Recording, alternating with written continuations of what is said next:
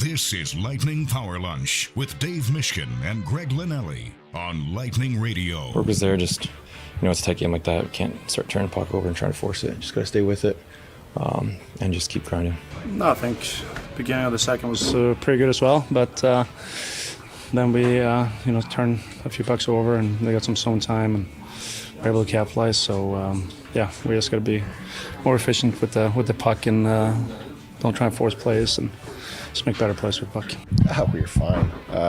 For the first 30 minutes, I really liked our game. You'd probably make a good argument we should have been ahead, not behind. The problem is we didn't stick with it. We had like a 2.5 minute span where we turned the puck over and we ended up getting that second one and took a little bit of life out of us. And after that, we were just chasing it. Chasing it. Lightning had some momentum there in the first period. Maybe not so much later in the game, but I think we knew that was going to be a dogfight. And the Lightning came out on the short end of that game. We're going to talk about it for the next hour. It's Power Lunch on Lightning Radio. I'm Greg Linnelli along with Dave Mishkin. At Bolts Radio on X, if you want to participate, or the various other platforms where you can find us. YouTube channel. Our own YouTube channel. Bolts Radio YouTube channel. Had thousands of people listening. That doesn't roll off the tongue. I got to practice that. Bolts Radio YouTube channel. Or is it Lightning Audio YouTube channel? What do you have to search, Steve? If you go to YouTube, what are we under? Who knows? Steve will text Steve you. is on the page and clearly not paying attention. What's that to picture us. behind you? I can tell you're I in don't a know. hotel I'm in a room. Philadelphia.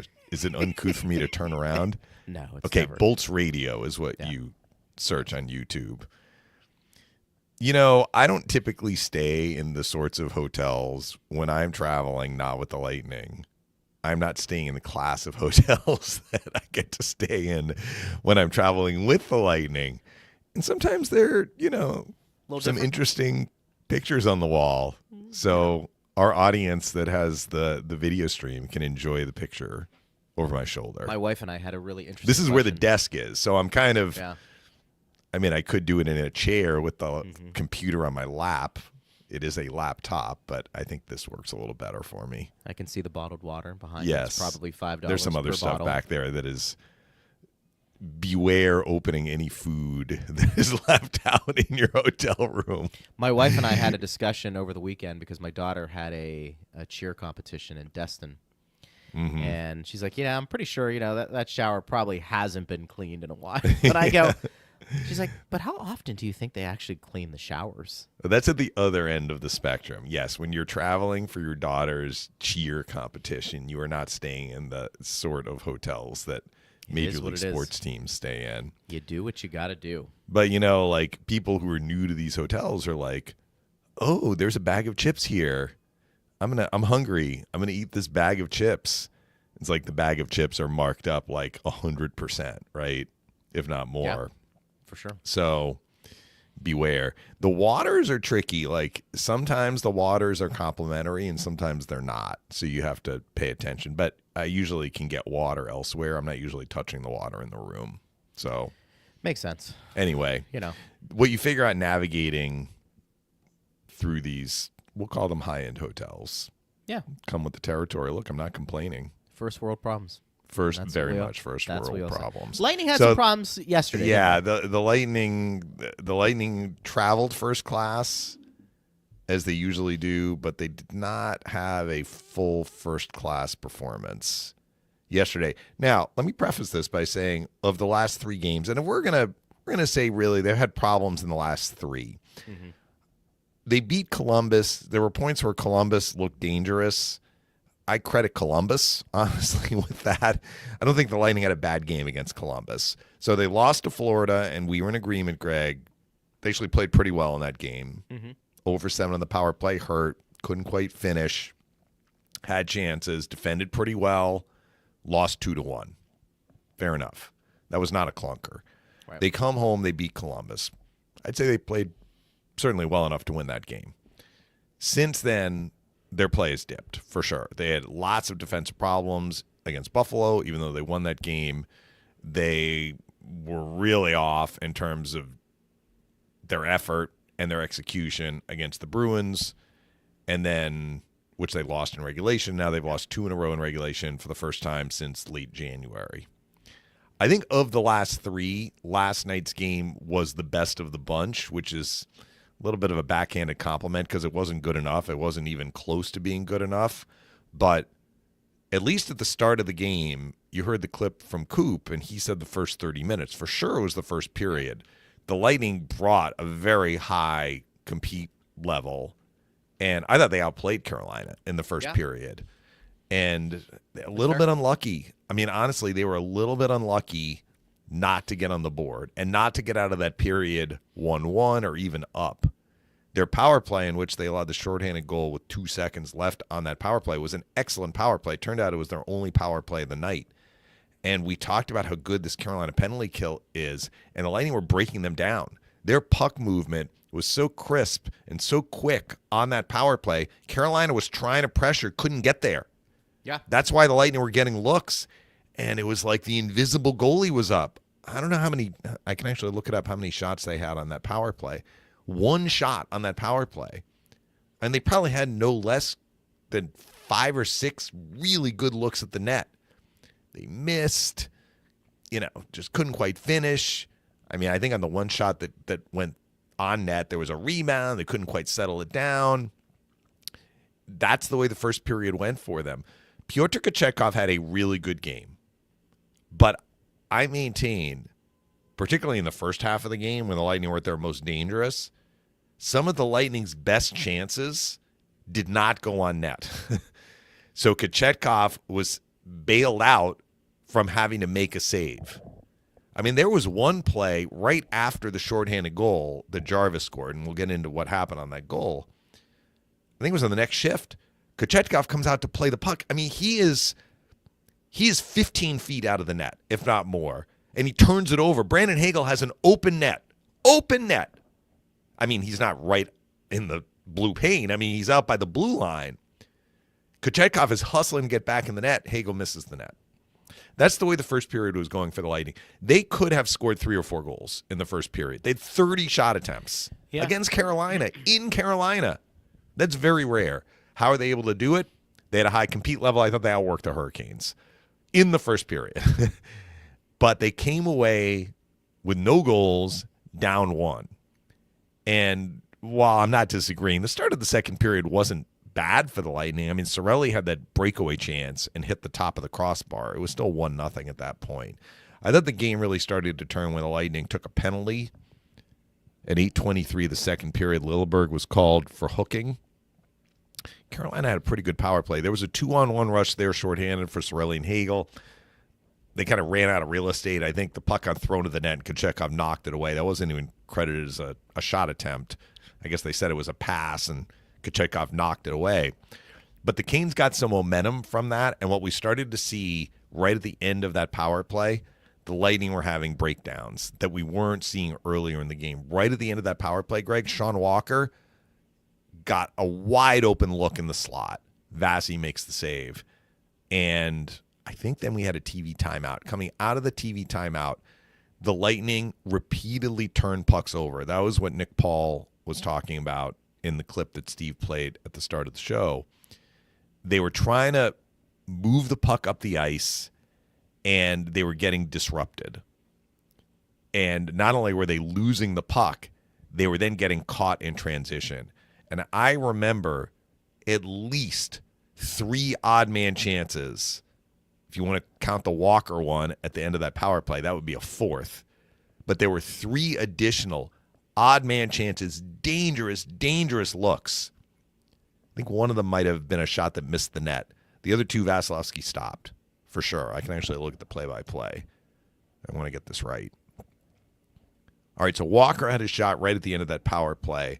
The next 2 shots on net for Carolina were both odd man rush chances. Jarvis at 11:41, and then Stahl at 12:42. But I think there was a third. In fact, I know there was a third odd man chance in there. And these were all born from miscues the Lightning made with the puck. And it was the point line, which was great in the first period. The point line had some turnovers. And Vasi was bailing them out. It was still 1-0. And then he gives up a goal that, I mean, you take that shot 100 times, he might stop 100. 99. The one from Martinook slipped in after he'd made a handful of, I mean, to say they were way tougher saves, I mean, that was not even really a difficult save, the Martinook shot. But he was under duress, and you put a puck in the net, and it went in. I mean, it was very surprising that it went in, but that definitely boosted the Hurricanes game even more. So something you talk about quite often, Greg. The Lightning had a lot of good play in the first period. What did they get out of it? Nothing. Hurricanes have a stretch of good play. It looks like they're getting nothing out of it, and then a softie goes in. And it had a huge effect on kind of the momentum in the game. Carolina dominated possession for the rest of the second period, and the Lightning were kind of sort of pressing for a goal late in the second. Again, I think the point line was out there. I can double check that, but I'm pretty sure they were. Yes, they were. 21-59-86. Radish kind of stepped up on a play in the neutral zone, and the puck got past him, and Taylor Hall gets a 2-on-1 with Roslovic, and it's a well-executed play. Vasi had no chance on that one. And so instead of getting a goal in the final minute of the second to make it 2-1 and maybe build some momentum for the third, they give up a goal in the final minute. It's 3-0, and you are going to be hard-pressed to come back in the game. They got a goal from Gonsalves. Yeah. You know, Kucherov wasn't available in the third period. They dressed 11 forward, so they had to go the third period with only 10. Gonsalves scores. It's 3-1 pretty early in the third, but the Lightning had a face-off and icing after they won a D-zone face-off, iced it, lost the next face-off, and Walker, who had a really good game, kind of walks from the left point kind of to the top of the right circle, and he waited for the screen, and he shot it past Vasilevsky, who I don't think picked up the puck because there was traffic in front. And that made it 4-1. It was less than 2 minutes after the Gonsalves goal, and that pretty much erased any, push the Lightning had. They also got into penalty trouble in the second half of the third period, which, made it harder. They got through those kills, so it didn't get more lopsided. But it's hard to score when you're, killing penalties, and they had a long 5-on-3 in there as well. So it was a good start. They didn't get rewarded. Right. And then the game unraveled on them in the second period. And what we talked about post-game, Greg, is, look, you can do good things offensively to create chances, but your bedrock foundation does need to be taking care of your own net. And in the second period, the Lightning stopped doing that. They started giving up the sorts of chances that, frankly, we weren't seeing throughout much of their winning streak in February. I mean, they had some games where they leaned on Vasilevsky during the winning streak. I'm thinking about at Detroit, at Montreal, before the Four Nations. They were back on their heels in those games. But for the most part, you look at the body of their work in February, and even going back to a lot of those games in January, the Lightning were struggling to score, but they were D'ing up. Last night, they didn't. Last night, the game got away from them, and they had a subpar defensive game again. It wasn't the whole game, but the key part of the game, when they were giving up those odd man chances, really turned momentum around, and the soft goal proved to be a very, very important goal in the game.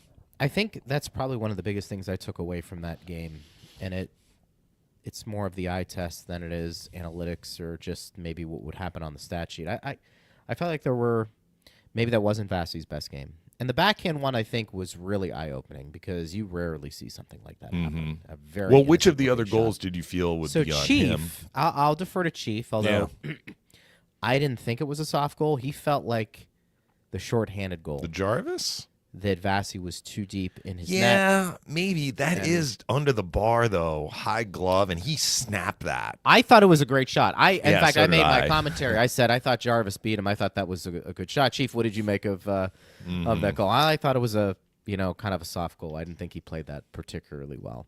The backhanded shot was eye-opening because that one was like, really? That happened? Because you just don't see that from Vasi much. What I'll say, Greg, and look, if we'll both defer to Chief. Like, Vasi made some 10-bellers, but maybe some of the ones that went in, he would normally stop, certainly the Martinook shot. But you want to say the Walker shot, he would have found the puck. The Jarvis shot, he would have been out more challenging. There would have been less than the net to shoot at. Let's keep in mind the high level that Vasilevsky was at for such an extended period of time. Maybe he's having a little bit of a dip right now, too. It can happen. So just like the team is dipped. It could. Maybe he needs to boomerang back a little bit. I'm not worried. It was more of just, we can say at times throughout a game, maybe that's one Vasi would like to have back. Mm-hmm. And I think there's some debate over those. They were not easy saves. I don't think No. the Jarvis shot was a routine save, and I thought the Walker shot would have been a tough one. I mean, the goalie has to find the puck, and he placed it pretty well. I mean, it wasn't in a prime scoring area, but the way it developed, like Walker waited. It was a Carolina player and a Lightning player. He waited for them to kind of come between him and Vasilevsky, and then he shot the puck. Very smart play. So I actually credit more Walker on that one for making a good shot and timing it so that Vasi was going to have a hard time picking up the puck. But just because it's a difficult save doesn't mean it's an impossible save. So, the goalie's job is to find the puck, and he wasn't able to do it there. The third goal, he just didn't look comfortable. The Rosovic goal in the 2-on-1? Yeah, I mean, you could see him moving right to left. He just didn't look like he had a good read off the shot. Man, Rosovic buried that, though. I mean, he did. He did. He snapped that into the top of the net. He didn't he didn't look completely set, and maybe he was thinking shoot first. That was my observation. Again, that was really the first game I looked at and said it just didn't look comfortable for Vasi in that game. But he did make some saves. Yeah, the Buffalo game wasn't a great game for Vasi through two periods, but then we talked about how well he played really in the third. Yeah. And look, you're probably not going to win that game if you only score one goal as well. I mean, that's the other thing. And you mentioned with Cooch being dinged up in that game. And so that's something, excuse me, you're going to be taking away from this game. Yeah, more and so the Lightning than have called loss. up Kim Atkinson today. So Yes, which is good. I think it's news safe for to say Cam, there's concern about Kucherov's status because they scratched Chafee last night. Yeah. So, I mean, they do have 12 forwards, but they'd like to have the insurance of another forward. So Atkinson getting called up. It's one of those things where if you have any doubts about Kucherov's health, you err on the side of caution. Mm-hmm. I mean, you really do. Lightning are fighting for a playoff spot. I think you and I had this conversation a few days ago. Maybe your mindset's a little bit different in terms of having guys play hurt or dinged up. But if this is a situation where you think giving him a week off makes more sense, please do. Yeah. Please do. There's no need.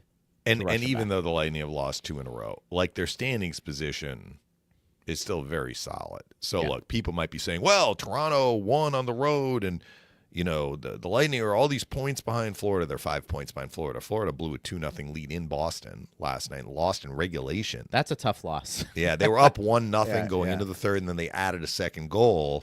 The Bruins might have gotten back in the game with a power play goal or two. Yeah. So, I mean, look, Pasternak, I think, scored on the power play, which got them back in the game. But that is very unusual for the Panthers to blow a lead like that and get no points. So the Lightning didn't lose any ground to Florida. But Ottawa has gotten hot again.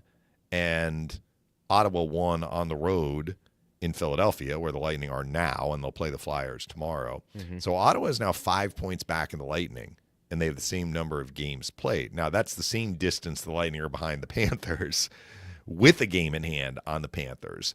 But for people who are like, oh my gosh, Ottawa is closing ground. Like, again, the important delineation marker is the cut line. So who's below the cut line? Let me look at the standings right now so I get the numbers accurate. Montreal's at 68 points. Yeah, Montreal won last. Montreal's gotten a little hot coming out of the Four Nations. Are they trying looked to like peak? they were basically chum in the water going into the Four Nations. Yeah. But, so the teams that are around the cut line, Columbus lost last night. The Rangers lost last night. Detroit has hit a skid. Detroit has lost 6 in a row. I That's didn't even terrible. realize that. And they're still only 4 They've been points so out. streaky. Goodness. And all of these teams are right with the Lightning in games played. So if we're just looking at the numbers right now, The Lightning have a 10-point lead on the 9th place team, Montreal. Yeah. So, not only would the 9th place team have to get all those points made up and overtake the Lightning, for the Lightning to fall out of the playoff top 8, all the other teams would also have to pass the Lightning. So they're in good shape. I think what we've talked about is, there may be something to trying to get ahead of Toronto and Florida and get into first. And kind of treading water here is going to make it tough. And like tomorrow, Toronto plays Florida. So one of those teams will be getting 2 points. It would behoove the Lightning to get 2 points to keep pace with the winner of that game and gain ground on the loser from that game. But in terms of where they are vis-a-vis the teams below the playoff cut line, the Lightning are still in very, very good shape. And the out-of-town scoreboard really didn't hurt them last night. I mean, some teams that are around that cut line, like the Rangers and Columbus, did lose. Right. So, I think you and I have discussed this. While you do want to have that separation with the next team on the outside looking in, which would be Montreal, but obviously you mentioned the Rangers and the Bruins and the Red Wings. I think you also are taking a peek at Toronto and Florida, maybe even more so, because of the importance, I think, of what we discussed earlier about finishing first potentially with how this thing is playing out. But the Lightning, with most teams, particularly in their situation, are going to say we have to focus on ourselves. And if we do that, we'll take care of business. And usually good things do come from that. I think yesterday is another indication that it is really hard to be that focused for 82 games and bring your best, especially on the defensive side.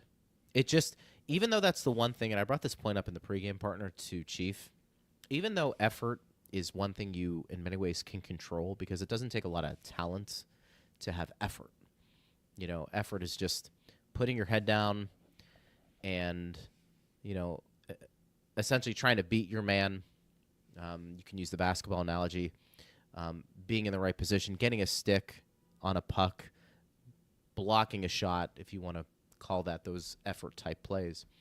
But it also, I think, is very realistic to say that having great effort night in and night out is hard.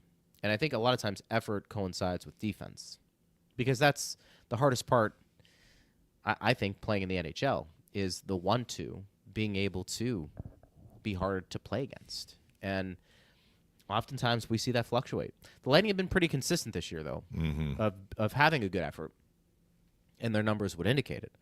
But I think last night's always a good reminder that, sometimes it's not going to be there for whatever reason, and that's where you'd like to see the Lightning's offense pick them up a bit. Vasi's done this on a number of occasions where he's been able to hold down the fort, or maybe the special teams is able to win you a game when, for whatever reason, defensively, it's just not working. I thought their effort was there last night, though. I mean, even when they were kind of struggling, it was more like they ran into the headwind that happens. I mean, they are named the Hurricanes, right? Yeah. Like, they can get rolling. They got rolling. And one reason they got rolling was, it wasn't lack of effort. I think the Lightning were trying, but the execution of how they needed to play, like, they were trying to force plays. That was what we heard post-game, and I agree with that. I think I said it on the air when things started going off the rails in the second period. In the first period, the Lightning were kind of taking what the game was giving them, and they were crisp. Like, so crisp play plus high effort level led to 30 shot attempts and a fairly decisive possession advantage. In the second period, I'm not sure that their effort dropped, but guys are trying to force plays, like stick handle across the blue line when the stick handling move wasn't there, chip it in, and look, let's credit Carolina. Like, their guys at the defensive blue line, like, made the play with their sticks, poking it off point stick, disrupting Kucherov. But I think the Lightning bear some responsibility as well for trying to force plays that maybe they weren't there, or maybe they were kind of sort of there, but the higher percentage play would be to do something else. And then they had breakdowns on coverage. I mean, leaving guys wide open in the middle of the ice was not something that we were seeing with regularity during, their good stretch of play defensively. And that's what happened in the second period when the Hurricanes took the game over. But what I will say is, I think the Boston game was a big part of the reason why that game unfolded the way it did was the Lightning's effort wasn't there. I don't think that was the biggest problem last night. I think it was a confluence of a little bit snake-bitten.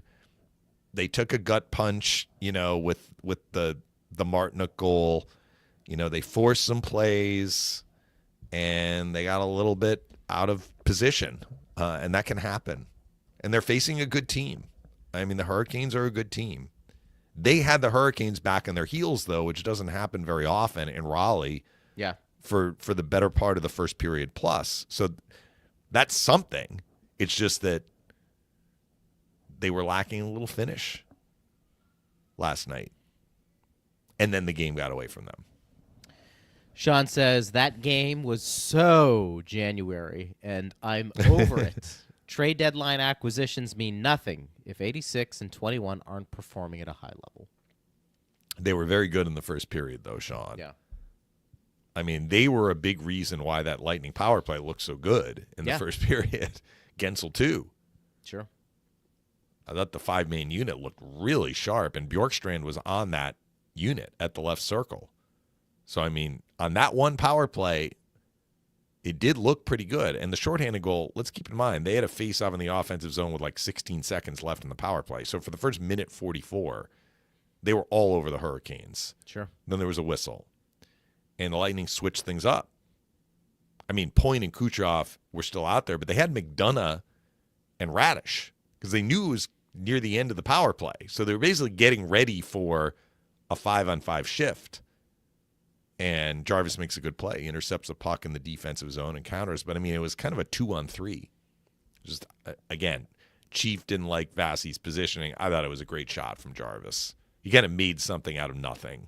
And as much as we talk about Aho maybe being their best forward, and that's a fair argument to make, Jarvis might have the most talent offensively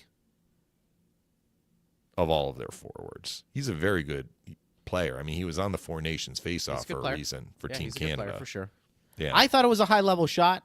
Me too. So I'm not going to, Yeah. I trust those eyes, but I just, it's always good to hear from another perspective on those things. It could be both. Like, Vasi may have been a little deep in his net, but it was also a really good shot from Jarvis. Al says, Dave, what is the mood of the players? Are the ups and downs of a long season wearing on them? They seem fragile, no flow to their game. Are they so reliant on Vasi that a soft goal bursts their bubble and they fold like a cheap lawn chair? Leave it to Al to basically, not pull any punches, right? What is Look, the mood? after a game, the mood is somber. The mood was somber. Actually, when Nick Paul was doing that press conference, the area where the press conference takes place is in a hallway that I take from the press box to the bus. So I basically walked as that press conference was happening with Nick Paul, and there was a gaggle of reporters there. I stopped and heard the end of it, and then he finished, and I made my way to the bus, and it's quiet. It was a quiet plane ride to Philadelphia, but the players play 82 of these, so there's never been a team that goes 82-0. So every team, or 41-0 on the road, right? Like, you're going to have losses on the road, and usually the mood is pretty somber. I think that's a little bit of recency bias from Al, where he's talking about them being fragile. I mean, I don't think that they were fragile when they were winning all these games, and I don't even know if they were fragile in January. I mean, they were continuing to try hard, and they were playing pretty good team defense, even as their frustration level was probably bubbling over into like the red zone offensively, because they were running into like incredible goaltending performance after incredible goaltending performance, and the goalie who's for the other team would go into the next game and not be incredible. It's like the goalies elevated their game just against the Lightning in some instances. That was very, very frustrating. But like the mark of a mentally tough team, one of them is when you're frustrated, you're not letting your defensive play dip. And yeah, I mean, they gave up 4 plus an empty netter to Toronto in January, and they gave up 4 plus 2 empty netters to Boston in January. So, I mean, it's not like every game they were losing 2-1, but I think the quality of their defensive play was pretty good, even as they were not getting results.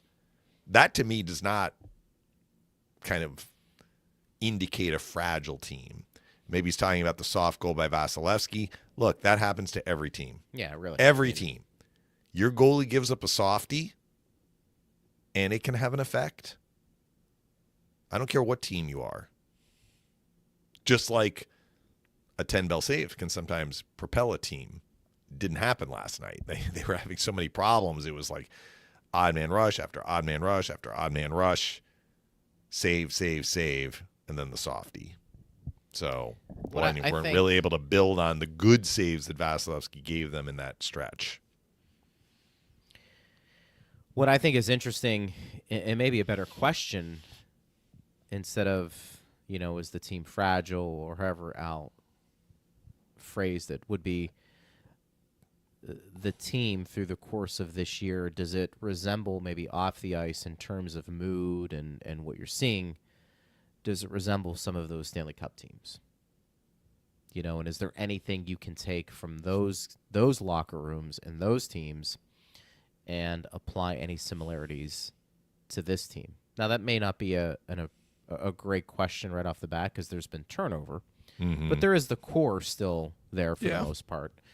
And so I think that would be something that would be intriguing to discuss. But I don't know if I'm going to go Al's route and talk about the mood and how fragile they are after losing that game. Sometimes that just happens and you move on.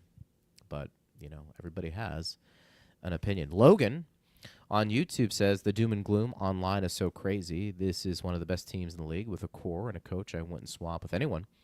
82-game season, and the real games don't start until the 83rd. Well, Logan, the key is then to have an 83rd game. And I think what we tried to stress about 15 minutes ago is, like, big picture, the Lightning are in very, very good shape to make the playoffs. Yeah. So, yes, you don't want to be in a position where you have to turn the light switch on. Like, if you're really struggling down the stretch, it can be done. I think you've made this point, Greg, particularly for the Lightning teams of 3 to 4 years ago that had, the great playoff pedigree. You're like, it doesn't matter if they go, 2-5 in their last 7 regular season games. I believe that they're going to be ready when the playoffs start. And usually that had been the case. But I don't think it's ideal to have holes in your game down the stretch. You do want to be kind of building your game and becoming almost machine-like in executing the way you want to execute through muscle memory, not thinking about it. And that's why, players who come at the deadline get 20-plus games or whatever to acclimate to their new team. Because it's important. Because they don't want to be thinking about what they need to be doing when the playoffs begin. They want to just be playing, right? So Logan has a good point. Assuming the Lightning can get into the playoffs, all this is not going to matter a whit when the playoffs begin. And they're in a playoff series. It's 2 different seasons. Yeah.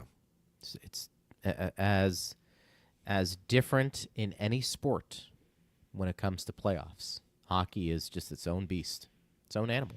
Mm-hmm. And you have to use the regular season to get in. And then from there, I don't know if it really matters what you did in the regular season. Now, some warts could show. You could be exposed. It could be the depth scoring. It could be whatever it is that you feel like your team struggled with in the regular season. That could rear its ugly head in the playoffs. But we also know the playoffs, have a tendency to everybody kind of tightens up. Yeah. And you shore things up, and things are just different. So it's really interesting. By the way, partner, did you see this? The Lightning and the NHL, they're going to air a real-time animated broadcast of the Lightning Islanders game on Saturday, March 29th at 2 p.m. So the game's going to take place in Hockey Paradise, presented by Advent Health. It's going to air in the Lightning mobile app and TampaBayLightning.com. There will also be the traditional game broadcast on FanDuel Sports Network. The animated program uses real-time NHL Edge positional data to create the animation. You'll follow Thunderbug on a Floridian adventure to Hockey Paradise, where the Bolts and Isles battle for 2 points in a Tampa-themed virtual world featuring the iconic buildings, beaches, and water life of Tampa Bay. For more information, visit TampaBayLightning.com/TBL Hockey Paradise. I've seen everything. They've done now. a few of these. I've seen the other games that have been animated, promoted. Yeah. That's an afternoon game, Lightning and Islanders. I think it's Kids Day in Amalie Arena, so it would may. jive with the animation. It's incredible. I confess, not only have I never seen one of these, it's kind of mind-boggling for me to think about, like, as Braden Point is skating down the ice in real time, somehow they're able to replicate that in an animated version. Maybe it's a beat behind. I'm not quite sure, but Did they do that? I guess the computers are so smart that they can pick up what's happening Well, Listen, and give you an animated version. I don't know. I'm sure there's an AI component to all of this. AI has changed everything with how people work, with how people do things. I feel like this was a couple of years ago, and it might have been Disney, but they had the characters of Toy Story with NFL broadcasters, and one of them was a guy I worked with, Tampa Bay great, Booger McFarland. And I remember my oldest daughter, Gianna, at the time, I can't remember how old she was, but I went on TV. I said, I think that's Booger. And she goes, Daddy, where's Booger? Like, she had no idea. What's a booger? And So- it was pretty funny. But Booger McFarland, like, he wore that nickname with pride. man, But whenever he What a first nickname. got that, like, you got to be pretty courageous to be like, yeah, gotta have thick skin. I'm embracing this nickname. yeah, right. Made a name I never for got the himself. story of how he earned that Yeah. nickname, but I didn't either. But getting back to the animated version, that was I remember seeing that a few years ago. So I don't know if this is just playing off of that, but a whole game I think is actually kind of interesting. So I technology, still have a soft spot for the cartoons, which is what we call them. yeah, for Not sure. Animated programs. Maybe they still call them cartoons. Everything was just better. But, Everything well, was just better I mean, in the I think 80s we're and early biased, 90s. but Yeah, I actually course, just saw a clip recently. I was laughing out loud. It was an episode of Droopy Dog. Remember him? He's protecting a Droopy safe. Dog? He's protecting some safe in a Yeah. cabin, and these two like animal gangsters are trying to get to the safe. But I think there's a baby, so they can't make any noise. And Droopy Dog is continually foiling them by like making them scream, but they like run to the top of a hill and scream, and then run back to get to the safe, and they can't. You get were in the watching safe. this? Yeah, it showed up on my feed. I'm like, Okay, what is all this? right. Is this Droopy Dog? And I you was like remember laughing out. I was laughing out loud in real time. They had to like hold their laugh, and Yeah. the gangsters I had to love run that. up to the hill and like scream. And then You're they- laughing out loud Yeah. hysterically. Those people that did those cartoons, those Classic. are timeless. Like you They could are. watch that today. I I agree. don't care if you're my age or a lot younger. There's no way you can watch that clip and not laugh. I mean, it was just I agree. the humor transcends a time period. For sure. Let's see. Droopy Dog. And people love were like, "What is he talking about?" Google Droopy Dog. If you remember Droopy Dog, please send us a note and let us know if you agree with what Dave was saying. Thomas says, so last night to me was a case of the soul was willing, but the flesh was weak. I saw a team with a good compete level that didn't execute. With Cooch not feeling well, could something be going around the locker room? On to the next one. So Coop referenced pregame that Kucherov was battling an illness, which may be the case. He also left practice on Monday, so it's unclear what forced him out of the lineup. Maybe a combination. Yeah. I will take exception somewhat with what Thomas said or wrote where he said the execution. Because in the first period, I disagree. I thought their execution was very good in the first period. Yeah. Just couldn't find the back of the net. Right. It may change if they do. If they find a couple of goals in the first period, that may look differently. I mean, if that game is 2-1 Lightning going into the second, I mean, there are no guarantees. Carolina played a lot better in the second period. Sure. It wasn't just that the Lightning played worse. Carolina, I thought, played better. And then, yes, you're right, Thomas. The Lightning's execution did get worse, and it hurt them. But I don't think that was a whole game thing. I thought they had a very good start. And I'm not talking just like the first 4 minutes. I mean, Coop said the first 30 minutes he liked. Yeah. I mean, there's no disputing the Lightning were the better team in terms of, like, they were down. So, I mean, maybe I shouldn't say better, but they carried play more than the Hurricanes did in the first period, and they were in a position to score more often than Carolina was in the first period. You want to say first period plus? Fine. Then all of that changed as we got closer to the midway point. What is it? Addie on Facebook said she grew up watching. Way to go, Addie. Well, if you grew up watching Droopy Dog, you watched all the other cartoons too. Huckleberry Hound, Foghorn, Leghorn, Bugs Bunny, of course. Bugs Bunny had quite the repertoire. Like, he could be, you know, out in the forest, but he was like conducting an orchestra and like he was with, you know, the mafia boss. I mean, he had quite an extensive repertoire of roles. That's probably going back a little before your time, huh?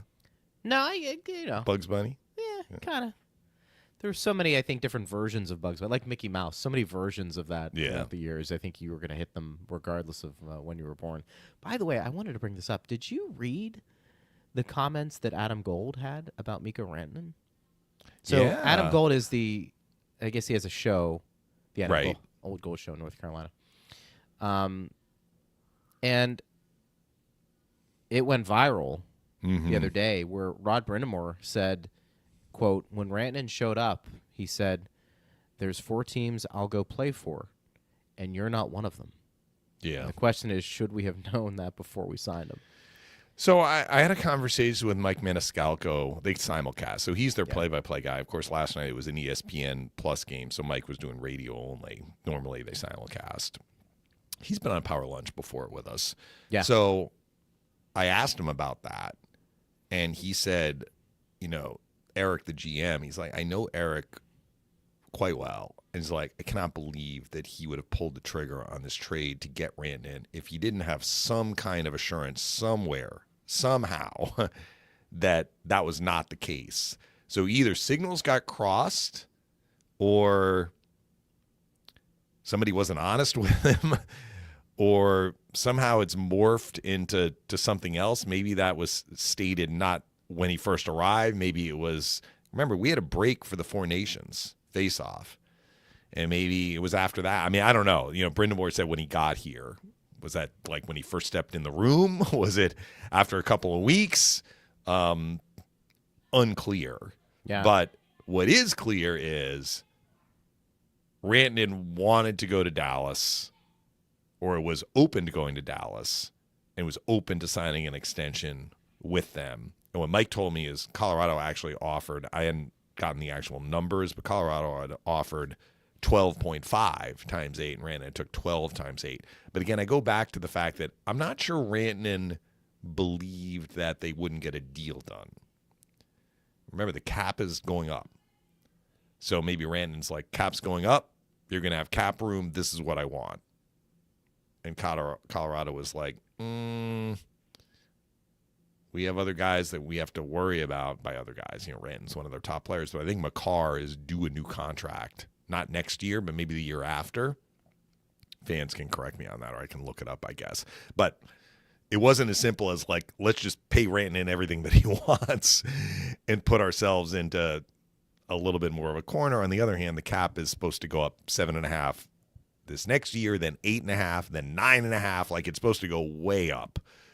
So maybe Rantanen's like, this is what I want, and this is what I think I deserve, and this is where I want to be, so let's work out a deal. Instead, they traded him. I mean, talk about getting the rug kind of pulled out from under you. And so then he's like, all right, well, maybe 12 times 8 is okay if I can go to a place where I want to be. But it was clear as his time in Carolina progressed, he decided that he did not want to be there. Right. So I think it's a situation where you wonder if some of this is the team painting Rantanen in a bad light.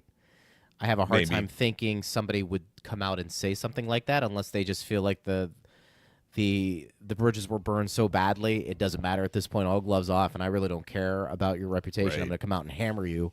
But if that is the case, and you had to have known that, before you make that deal, to me, if you knew that was true, and that was going to determine whether you were going to flip him again, then I think that's a situation you can't make that trade if you're Carolina. You just can't.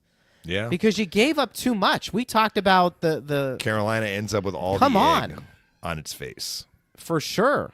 I think it's just a situation where, all in all, when you take a look at where they are and trying to acquire a superstar, which Rantanen is, to not be able to get the appropriate production from him, and you gave up some really good players, that's a tough pill to swallow, all in all. Here's what I will caution.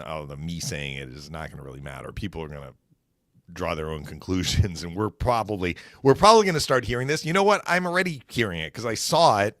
I was in the meal room in Carolina, and NHL Network was on, and this showed up on the Chiron. Players don't want to play in Carolina, or free agents don't want to go to Carolina. I'm like, can you please stop with this? We heard this about Columbus, right? So, yeah, they traded Marty Necas, but you know what Marty Necas did? Signed a long-term extension with Carolina. We just mentioned Seth Jarvis. You know what he just did? Signed a long extension with Carolina. Stop already. In Rantanen's defense, this was going to be his probably, he's 28, about to be 29. He wants an 8-year deal. This was going to be his last big payday and maybe his first huge payday based on his other contracts. He's a UFA, pending UFA. Once it wasn't going to be Colorado, doesn't the player have the right to say, this is where I want to be? I've earned the right. I've earned the right to pick where I want to go. He wants to go, in this instance, to Dallas. Once that trade was made available, he's like, I want to go there. I'm going to sign my extension. That's the player's right. Just because it's kind of like what we said about Columbus, like Sergei Bobrovsky didn't necessarily say, I want to be anywhere but Columbus. He's like, I want to go to Florida. Artemi Panarin didn't say anywhere but Columbus. He's like, I want to play in New York City. That's the player's right if they've earned that through years of service. So the evidence points to the contrary. Does the Carolina owner have a bit of a reputation of a hardliner? He does. But that doesn't mean that the players who were there and maybe interested in coming there, are turned off to the point that they're just like, Carolina's a non-starter. It's actually, it's an area where a lot of the players who are there really enjoy being there. You're a little bit more out of the spotlight as opposed to some of these other markets. It's a great place to raise a family if you're at that point in your life, and if you're kind of in that unrestricted free agency age range, you may have a family, right? I think there are parts of being in Carolina and playing for the Hurricanes that are very appealing to certain players, just not for everyone, right? So anyway, I hope that we're not going to have this narrative now because Rantanen didn't want to be there, that's how every, player feels about Carolina as a potential destination. I think it's a good market. Their fan base is very enthusiastic. And maybe, I don't know what the relationship is with Brindamore and the ownership. Is that a subtle passive-aggressive tune to the ownership? Why? I don't think it was ownership, though, because I think they were willing to pay Rantanen. I think it was management. I mean, maybe management. Why did we make this deal? Right. Like, why? Yeah. What are we doing? I think that might be fair.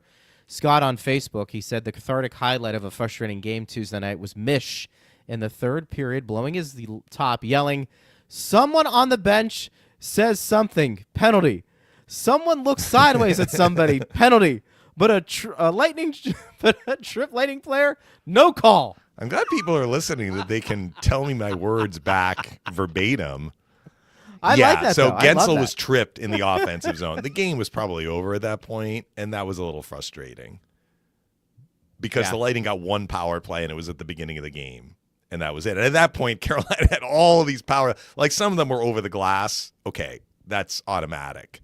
But there was another one I thought that was kind of nicky-knack that they had called.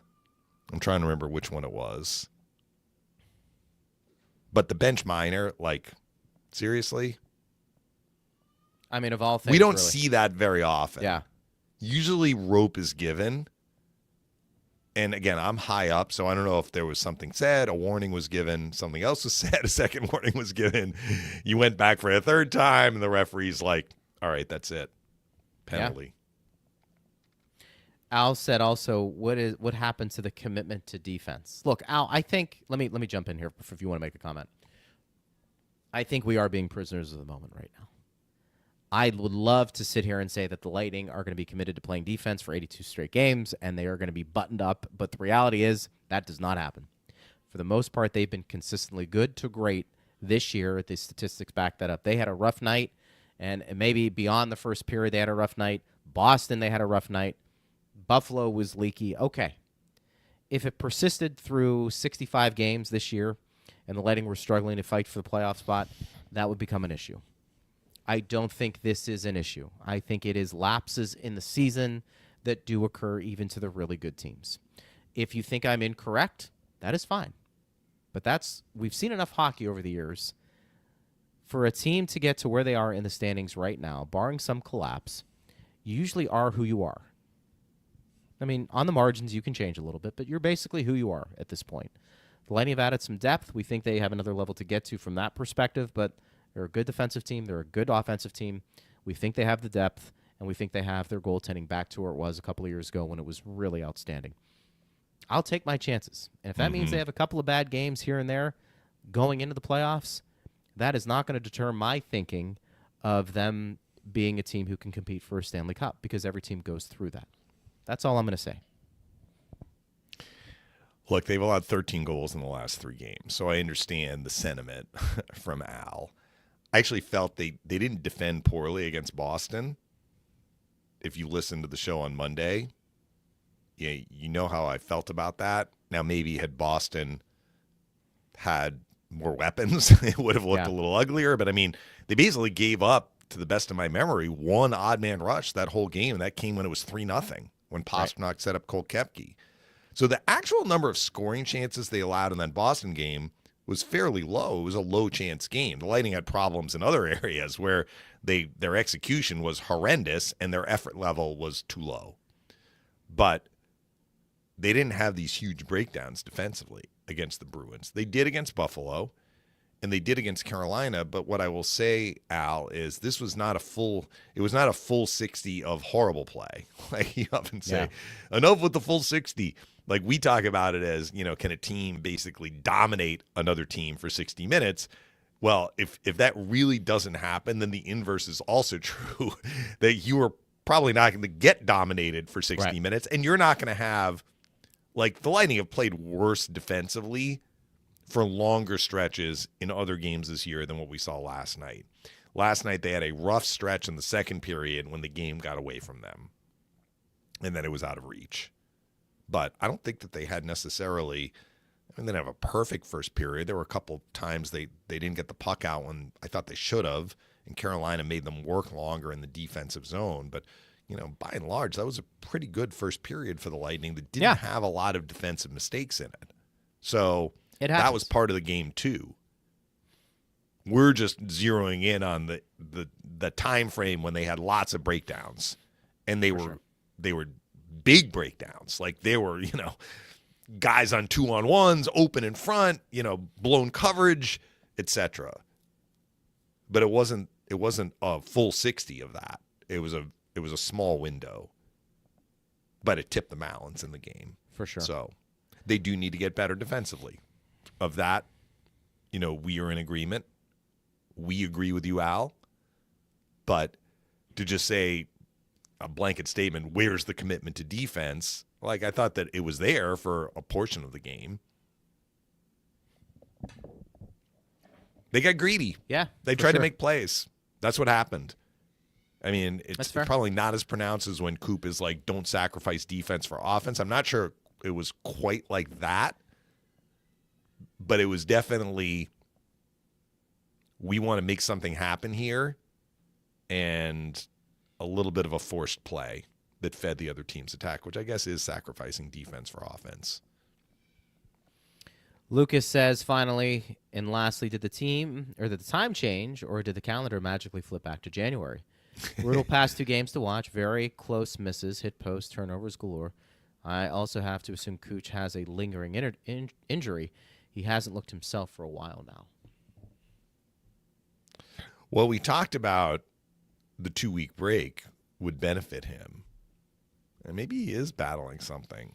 Unclear. I mean, he's still 3rd in the league in scoring. But if he got banged up, do we think it happened I don't know. The yeah, is it a lingering thing going You know. back? Because didn't he miss the Montreal game before the Four did. Nations? And we were talking about this break is coming at a good time for Kucherov. Yeah. And it did. So we'll see. We'll see if he's able to play tomorrow. The Lightning, if they need to give him a little break, I think they can do that. That, to your point, which you said earlier in the show, Greg, that is way more important than finishing as high as they can in the standings. I think getting Kucherov healthy, if they need to get him healthy, that is the priority. And look, they've won without him in the lineup before. That Montreal game is an example. Yep. That's fair. Yeah. So, missed nets, hit posts. Mm-hmm. You know, that's going to happen again. But I think not allowing this to get into a 5-game losing streak is going to be a priority. Yeah. And getting back to some of the things they did well. They're going to take on Philadelphia tomorrow, a team who's out of the playoff picture. Yeah, and they're reeling. I was looking at the standings earlier when we were looking at the standings, and I see they've lost 5 in a row. So, you know, a tough game mentally. The wheels coming off for them a little bit. That's going to be one where you're fighting yourself a little bit, too. You know, obviously Philadelphia can beat anybody. NHL teams can. Doesn't matter who you are. Including the Lightning. They beat the Lightning earlier this year in a 100%. shootout. But the Lightning are going to have to find something else in addition to the Flyers to get motivated to play that game. And that has to be play for yourself, play for your teammates, and let's get out of this little rut. Right. Losing 2 in a row in regulation and having 3 subpar games in a row is not going to sit well with the group. If they have a start tomorrow like they had last night, I mean, the odds are that they are going to score. Does it mean they're going to get the lead? I mean, who knows? Yeah. We can't really predict these things. But if I'm the Lightning, I'm like, look, we easily could have been up after the first period against Carolina. Let's come out and start the same way. Play on our toes, make the other team uncomfortable, generate some chances, but also, as we bring a high work ethic, let's remember our foundational building block of defense and defending and limiting chances and managing the puck. Agreed. That has to be priority 1. Priority number 1. Mm-hmm. Then we'll see if it plays out that way. Well, we'll be on the airwaves tomorrow with our show, and then we'll get you ready for the game.